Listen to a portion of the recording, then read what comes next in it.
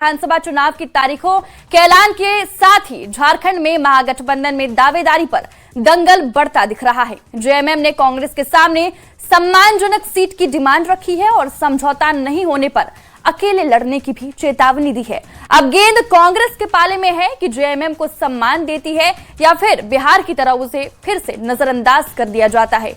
पूरी खबर इस रिपोर्ट में।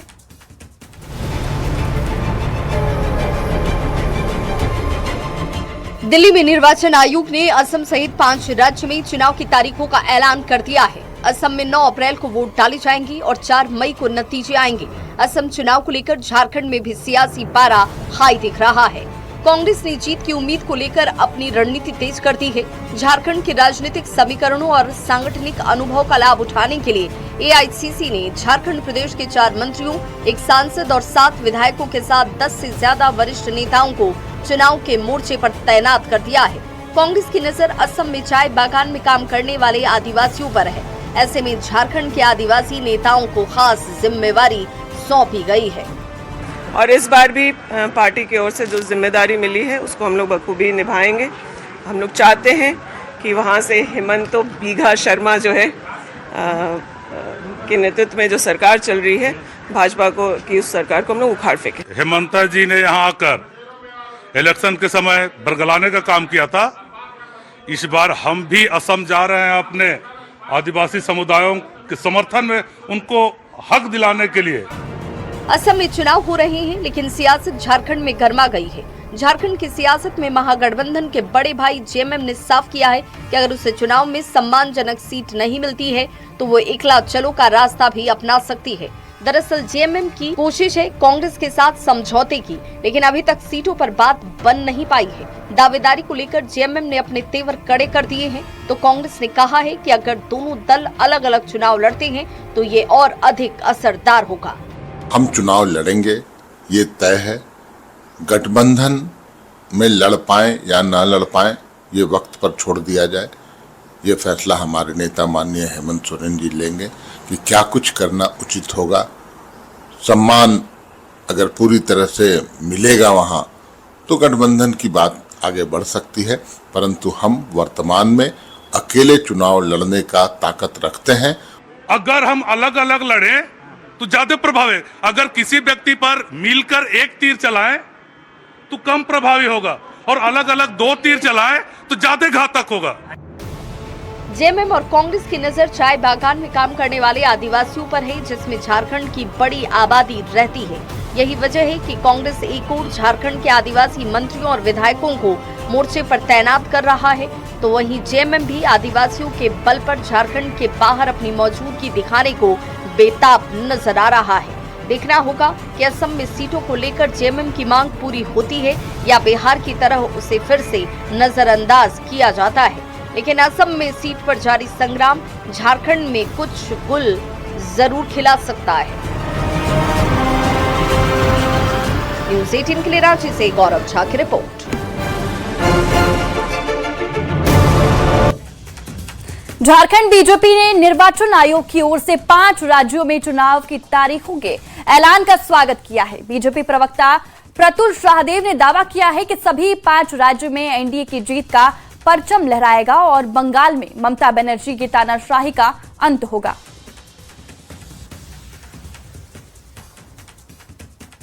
की गिनती होगी, हम इसका स्वागत करते हैं और मानते हैं कि निष्पक्ष चुनाव के लिए ये कदम बहुत आवश्यक था।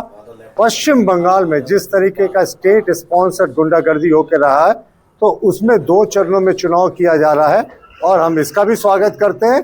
ममता बनर्जी जी ने पिछले जो 15 वर्षों से तानाशाही और गुंडा राज जो बना रखा था पश्चिम बंगाल में, उसका भी 4 मई को पटाक्षेप हो जाएगा और 5 राज्य में एनडीए की बड़ी बहुमत से सरकारें बनेंगी। झारखंड के बड़े अपराधियों के लिए कॉलिंग ऐप और इंटरनेशनल सिम कार्ड बड़ा हथियार बन चुका है। इसे डिकोड करना पुलिस के लिए बड़ी चुनौती है। हालांकि एटीएस का दावा है कि अगर अपराधी ट्रेसिंग से बचने की गलतफहमी में है तो उसे दूर कर ले। इधर बड़े थ्रेटनिंग कॉल से कारोबारी सहमे हैं और जल्द ही क्राइम के खिलाफ बड़ी कार्रवाई की मांग कर रहे हैं। पूरी खबर इस रिपोर्ट में।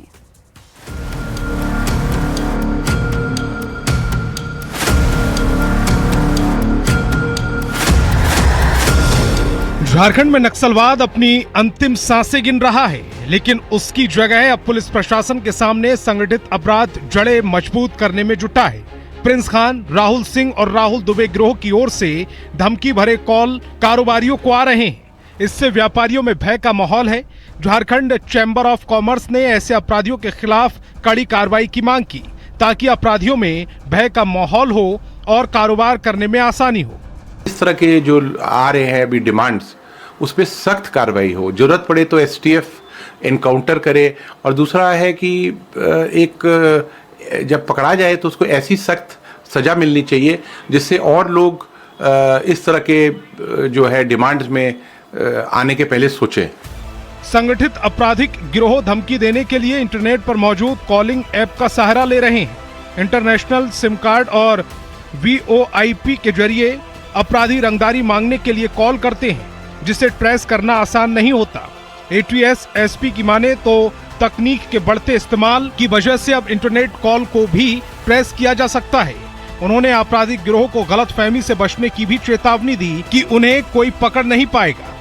ऐसा कोई भी प्लेटफॉर्म नहीं है या ऐसा किसी भी तरीके का कॉल या मैसेज ऐसा नहीं है जो पुलिस के लिए या किसी लॉ इन्फोर्समेंट एजेंसी के लिए डिटेक्ट करना पॉसिबल नहीं है। ये इन लोगों की गलतफहमी है। इन लोगों को लगता है कि टेक्नोलॉजी यूज़ करेंगे तो हम लोग डिटेक्ट नहीं होंगे, लेकिन ऐसा नहीं होता। पहले भी हुआ और आगे भी होता रहेगा। नक्सलवाद की काली छाया से मुक्त हो रहे झारखंड पर संगठित आपराधिक गिरोह के काले बादल मंडराने लगे हैं। कारोबारी वर्ग सहमा हुआ है और पुलिस उनका सुराग लगाकर सलाखों के पीछे भेजने में जुटी है। ऐसे में जरूरत है जल्द ही अपराधियों के खिलाफ कड़ी कार्रवाई करने की, ताकि अमन चैन का माहौल कायम रहे और झारखंड क्राइम फ्री स्टेट के रूप में अपनी पहचान बना सके। न्यूज़ 18 के लिए रांची से ओम प्रकाश की रिपोर्ट। अगर आप राजधानी रांची में रहते हैं तो सावधान रहने की जरूरत है, क्योंकि यहां अपराधियों में पुलिस का डर खत्म होता नजर आ रहा है। ऐसा ही एक मामला रांची के पंडरा से सामने आया है, जहां कारोबारी के घर डकैती की कोशिश की गई। 3 बदमाश ग्रिल तोड़कर घर में घुस गए, लेकिन शोर के बाद खेल उल्टा पड़ गया। ये रिपोर्ट देखिए।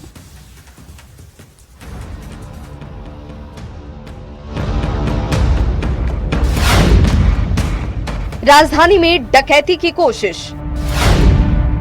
अपराधी मस्त, जनता त्रस्त। सवाल वही, क्या राजधानी सुरक्षित है?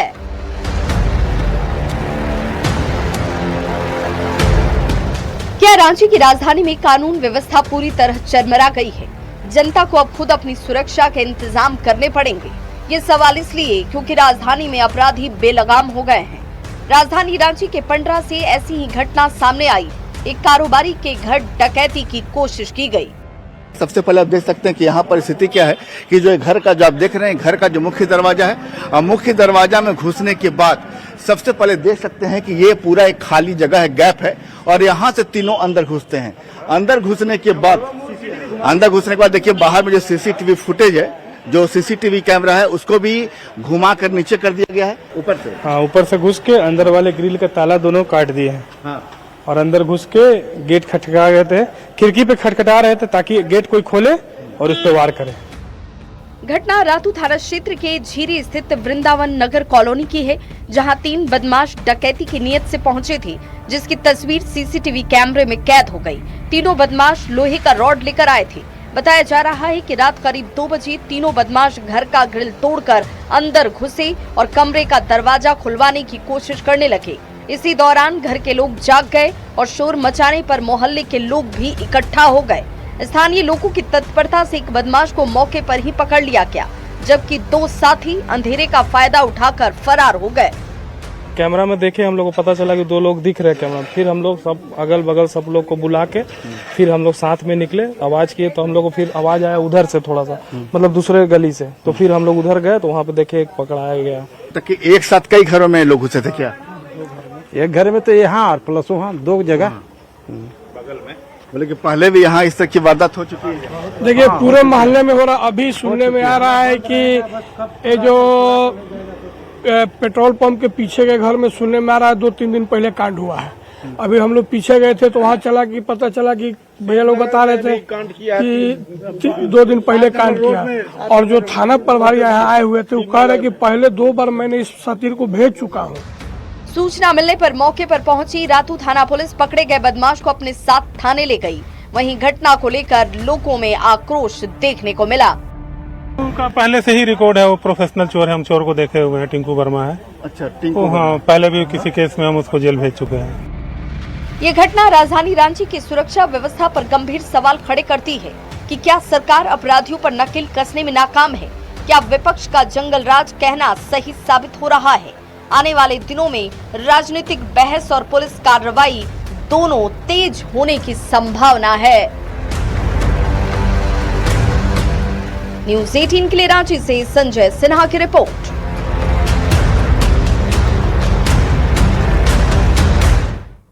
खबर राजधानी रांची से है, जहां एटीएम बदलकर और एटीएम में छेड़छाड़ कर ठगी करने वाले गिरोह का पुलिस ने खुलासा किया है। और देखिए, रांची से बड़ी खबर मैं आपको दिखा रही हूं, जहां एटीएम बदलकर ठगी करने वाला गिरोह पकड़ा गया है। पुलिस ने यह बड़ी कार्रवाई की है। गिरोह के 2 सदस्य गिरफ्तार हो चुके हैं। और देखिए, बड़ी खबर मैं आपको दिखा रहे हैं, BIT OP क्षेत्र से ये गिरफ्तारी की गई है। तो रांची से इस वक्त की बड़ी खबर मैं आपको बता रहे हैं, जहां पर एटीएम बदलकर ठगी करने वाले गिरोह का ये भांडाफोड़ हुआ है।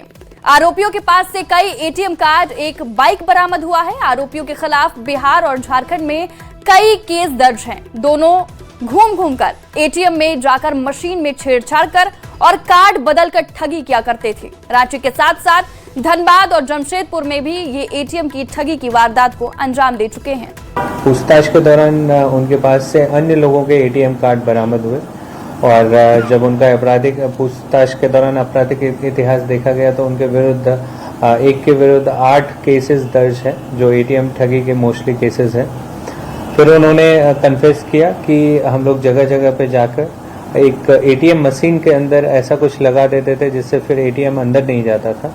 और फिर हम लोग एज एजेंट बन के या सहयोग करने के लिए एटीएम में जाते थे और उनसे फिर एटीएम बदल कर उनका एटीएम खुद ले लेते थे। खबर जमशेदपुर से है, जहां पोटका प्रखंड के कालिकापुर बाजार के पास स्थित एक होटल में लगातार 2 गैस सिलेंडर ब्लास्ट हुआ, जिससे इलाके में अफरा तफरी मच गई। आग की लपटें इतनी तेज थी कि देखते ही देखते पूरा होटल जलकर खाक हो गया। सूचना मिलते ही मौके पर पहुंची दमकल की गाड़ियों ने कड़ी मशक्कत के बाद आग पर काबू पाया। जानकारी के मुताबिक खाना बनाने के दौरान गैस सिलेंडर के रेगुलेटर के पास अचानक आग लग गई। कुछ ही देर में आग ने पास में रखे दूसरे सिलेंडर को भी अपनी चपेट में ले लिया, जिससे लगातार 2 सिलेंडर में ब्लास्ट हो गया और पूरी दुकान जलकर खाक हो गई। हालांकि दुकान में रखे 2 अन्य सिलेंडरों को समय रहते बाहर निकाल लिया गया है, जिससे बड़ी दुर्घटना होने से बच गई।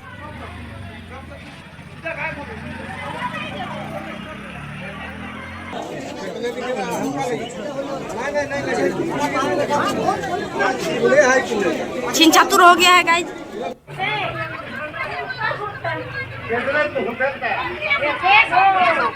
खबर पलामू से है, जहां गैस सिलेंडर गोडाउन में जोरदार धमाका हुआ, जिसकी चपेट में आने से 4 लोग गंभीर रूप से घायल हो गए। जानकारी के मुताबिक बैरिया चौक स्थित उत्कर्ष फाइनेंशियल बैंक के नीचे बनाए गए गैस सिलेंडर गोडाउन में गैस सिलेंडर फटने से आग लग गई। घटना में 4 लोग गंभीर रूप से घायल हो गए, जिन्हें इलाज के लिए अस्पताल में भर्ती कराया गया। फिलहाल पुलिस ने मामला दर्ज कर आगे की कार्रवाई शुरू कर दी है। गोडाउन में कई सिलेंडर रखा था। गनीमत रही कि कोई बड़ा हादसा नहीं हुआ। धनबाद में गोविंदपुर प्रखंड के कर्माटांड गांव में एक सार्वजनिक तालाब को कब्जाने की कोशिश का मामला सामने आया है। आरोप है कि कुछ भूमाफिया तालाब की जमीन को घेरकर उस पर कब्जा करना चाहते थे, लेकिन ग्रामीणों की एकजुटता के कारण उनकी यह कोशिश नाकाम हो गई। सूचना मिलने पर प्रशासन भी मौके पर पहुंचा और फिलहाल काम को रुकवा दिया गया है। ग्रामीणों के अनुसार ये तालाब गांव की सार्वजनिक संपत्ति है और इसका इस्तेमाल रोजमर्रा की जरूरतों के साथ साथ मवेशियों के लिए पानी के मुख्य स्रोत के रूप में किया जाता है। मामले की जानकारी मिलते ही गोविंदपुर के अंचल अधिकारी दल बल के साथ मौके पर पहुंचे। स्थिति की गंभीरता को देखते हुए उन्होंने तत्काल प्रभाव से घेराबंदी का काम रुकवा दिया और मामले की जाँच शुरू कर दी है। ये तालाब मुस्लिम समुदाय और हिंदू समुदाय का एकमात्र नहाने का स्रोत है। वहाँ पर पूजा पाठ भी किया जाता है, मुसलमान सब वज़ू भी बनाता है वहीं पर। लेकिन कुछ दिनों से देखा जा रहा है कि वहाँ पर कुछ भू माफिया लोग ज़मीन को, तालाब का जो बाउंड्री करवा के और ज़मीन को भोथने का प्रयास कर रहा है, जिसका हम ग्रामीणों ने विरोध किया। मैं कल वहाँ पे साइट पे गया था, वो बांध पे कुछ कंस्ट्रक्शन या बाउंड्री कर रहे हैं, तो बोले कि मेरा रईती है। मैं अभी तक पेपर भी नहीं दिखाया कि तालाब का क्या स्थिति। नहीं, हम लोग की तरफ से कार्रवाई होगा, उन लोग को नोटिस जाएगा, उनको बोला जाएगा आपको नहीं करना है। इसके बाद भी नहीं सुनेंगे तो फिर हम लोग उसको रामसार कन्वेंशन में जो जजमेंट है उसके खिलाफ हम लोग जाएंगे, उनके खिलाफ कोर्ट में भी जाएंगे हम लोग। ऐसा नहीं होगा। खबर लोहरदगा से है, जहां सिन्हा थाना क्षेत्र के बक्सी डीपी के समीप बॉक्साइट लदे ट्रक और कार में जोरदार टक्कर हो गई। तो इस वक्त की बड़ी खबर हम आपको लोहरदगा से दिखा रहे हैं। बक्सी डीपा के पास ये बड़ी टक्कर हुई है। ट्रक और कार की भीषण टक्कर में 3 लोग घायल बताए जा रहे हैं। घायलों में 1 महिला, 2 बच्चे शामिल है। इस वक्त की बड़ी खबर मैं आपको दिखा रहे हैं लोहरदगा से, जहां बक्सी डीप के पास ये बड़ी दुर्घटना घटी है। इस हादसे में 1 महिला और 2 बच्चे घायल बताए जा रहे हैं। आमने सामने हुई टक्कर में कार पूरी तरह क्षतिग्रस्त हो गई है, लेकिन गनीमत रही कि किसी को ज्यादा चोट नहीं लगी। घटना के बाद सभी घायलों को निजी अस्पताल में प्राथमिक उपचार के बाद सदर अस्पताल रेफर कर दिया गया है। जानकारी के अनुसार रानीगंज गांव से शादी समारोह में शामिल होने कार सवार लोग जा रहे थे। इसी दौरान सामने से आ रहे ट्रक से टक्कर हो गई। पुलिस ने गाड़ी जब्त कर लिया है और आगे की कार्रवाई में जुटी है।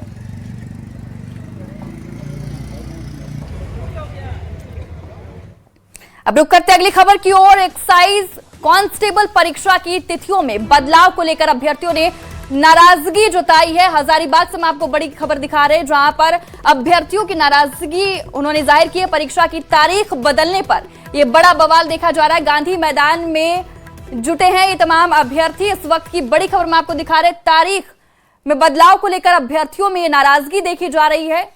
हजारीबाग के गांधी मैदान में सैकड़ों छात्र छात्राओं का जुटान हुआ है। सभी ने तारीख बदलने का विरोध किया, बड़े आंदोलन की रणनीति बनाने की बात कही। अभ्यर्थियों का कहना है कि आयोग ने परीक्षा के लिए 14 अप्रैल की तिथि निर्धारित की है, लेकिन उस दिन राष्ट्रीय अवकाश होने के कारण उन्हें आशंका है कि परीक्षा फिर से स्थगित हो सकती है। अब 14 अप्रैल को दिया गया है। उस दिन भीमराव अंबेडकर जी का जयंती है। उस दिन भी कंफ्यूजन है और कंफर्म नहीं है कि एग्जाम होगा कि नहीं होगा। कब तक डेट आगे पे आगे बढ़ता रहेगा और कब तक हम लोग इसी तरह तैयारी करते रहेंगे। माननीय मुख्यमंत्री हेमंत सोरेन जी से बस यही आग्रह है कि ये जो एग्जाम का डेट वो दिए हैं, इसी तिथि को हम लोग का एग्जाम को कराया जाए। और राज्य के मुखिया से मांग करते हैं कि यदि 14 अप्रैल को एक डेट आया टेंटेटिव, तो उस दिन एग्जाम ले लिया जाए, क्योंकि 2018 से ही लगातार ये बहाली पेंडिंग है। डेट पर डेट पड़ रहा है और आगे बढ़ाया जा रहा है। तो इससे झारखंड के युवा बेरोजगारी की मार तो झेल ही रहे हैं और आस पड़ोस के ताना भी बहुत झेल रहे हैं। खबर हजारीबाग से है, जहां सांसद मनीष जायसवाल के आधिकारिक फेसबुक पेज पर भगवान शिव के संबंध में आपत्तिजनक और अभद्र टिप्पणी करने का मामला अब कानूनी कार्रवाई तक पहुंच गया है। लोहसिंघना थाना में एफआईआर दर्ज की गई है। आरोपी ने रामनवमी को लेकर की गई पोस्ट के कमेंट बॉक्स में अश्लील फोटो और आपत्तिजनक टिप्पणी की। सांसद मनीष जायसवाल ने इस मामले में शिकायत कर कड़ी कार्रवाई की मांग की है। समुदाय के युवक ने, हम कह सकते हैं कि कुत्सित मानसिकता का वह व्यक्ति होगा, जिन्होंने भगवान शिव पर, जो हिंदू आस्था के प्रतीक हैं, उन पर आपत्तिजनक कुछ शब्द का प्रयोग किया और जो चित्र का उसमें उन्होंने डाला है वो आप कह सकते हैं कि बहुत ही अमर्यादित है, अमानवीय है और हिंदू आस्था को ठेस पहुंचाने वाला है। तो उसी को लेकर के सांसद श्री मनीष जायसवाल जी ने अपने नज़दीकी थाना लोहसिंघना थाना में आवेदन दिया कि ऐसे लोगों पर कार्रवाई होनी चाहिए। झारखंड में चार्टर्ड विमान सेवा मुहैया कराने वाली रेड बर्ड एक बार फिर चर्चा में है। राज्य सरकार ने इस एयरलाइंस कंपनी को वीआईपी और वीवीआईपी मूवमेंट के लिए 6 महीने का सेवा विस्तार दिया है। बता दें कि 24 फरवरी को रेड बर्ड कंपनी का ही एयर एम्बुलेंस हादसे का शिकार हो गया था, जिसके बाद राज्य सरकार के ताजा फैसले पर सवाल उठ रहे हैं। दरअसल किसी भी कंपनी के साथ नई उड़ान सेवा के लिए टेंडर की एक लंबी प्रक्रिया होती है। उसे पूरी हो जाने तक 6 महीने के लिए रेड बर्ड को सेवा विस्तार दिया गया है। विपक्षी पार्टी बीजेपी राज्य सरकार के फैसले पर सवाल उठा रही है, जबकि सत्ताधारी दल कांग्रेस की माने तो हादसे की जांच डीजीसीए कर रही है। ऐसे में वीआईपी और वीवीआईपी मूवमेंट के लिए 6 महीने के विस्तार का फैसला गलत नहीं है। बहुत ही आश्चर्य है कि जिस तरीके से झारखंड में वीआईपी और वीवीआईपी को लाने का जिम्मा इस कंपनी को दिया गया है, तो क्या यहाँ के जो माननीय है उनके जीवन का कोई मोल नहीं है? ये पूरा मामला अभी जांच के दायरे में है और इन्होंने सेवा विस्तार दे दिया। आसमान में कोई भी विमान उड़ान भरता है तो डीजीसीए की मंजूरी के बगैर उड़ान नहीं भरता। हालांकि इस मामले में डीजीसीए की जांच चल रही है। रेडबर्ट कंपनी के उस दौरान जो घटना 24 फरवरी को हुई थी उसको लेकर जांच चल रही है। रिपोर्ट आने पर ही एयर एम्बुलेंस के तौर पर इस कंपनी को झारखंड में क्या करना है नहीं करना है इस पर फैसला बाद में लिया जाएगा। लेकिन फिलहाल जो है 6 महीने का विस्तार दिया गया वीआईपी और वीवीआईपी के मूवमेंट को लेकर। कहा यह भी गया कि कंपनी चूंकि झारखंड में 2 साल से अपनी सेवा दे रही है, तो ऐसे में यह जानना बेहद जरूरी है कि कोई विमान अगर पुराना हो जाता है तो क्या वास्तव में उड़ान के लायक नहीं रहता। देखिए बता दें आपको कि कई पुराने विमान आसमान में उड़ान भरते हैं और उसको मंजूरी देती है डीजीसीए। चूंकि डीजीसीए का ही काम है कि विमान की गहन पड़ताल के बाद उसके मॉनिटरिंग और उसके ऑपरेशंस और यहाँ तक कि तमाम चीज़ों को लेकर के उसको पड़ताल के बाद आसमान में उड़ान भरने की इजाज़त दी जाती है। ऐसे में डीजीसीए को फिलहाल जो है उस रिपोर्ट का इंतजार है जो रेडबर्ट कंपनी को एयर एम्बुलेंस के तौर पर जो सेवा झारखंड में दी जा रही थी उसको उसके रिपोर्ट का इंतजार है। लेकिन समझिए ऐसे कि झारखंड की बात हम काम करें तो झारखंड से अब तक जो डीजीसीए जो आपको जो मंजूरी मिलने के बाद ये जो काम कर रही थी जो कंपनी आपको एयर एम्बुलेंस के तौर पर 275 मरीजों को लेकर महानगरों में वो अब तक पहुंचा चुकी है। और जो 24 फरवरी की घटना हुई उसके बाद से इसकी उड़ान पर रोक है। तो कुल मिलाकर समझिए कि रेडबर्ट कंपनी फिलहाल 6 महीने तक अपनी विस्तार सेवा के तहत वीआईपी और वीवीआईपी लोगों को अपनी सेवा दे रही है। लेकिन बता दें कि ये कंपनी फिलहाल जांच की प्रक्रिया से गुजर रही है एयर एम्बुलेंस की सेवा देने के तौर पर। ऐसे में डीजीसीए को लेकर जो फैसला जो रिपोर्ट आती है उससे इस कंपनी का भविष्य तय होगा कि एयर एम्बुलेंस के तौर पर यह कंपनी झारखंड में अपनी सेवा देगी या नहीं। कैमरा संजीत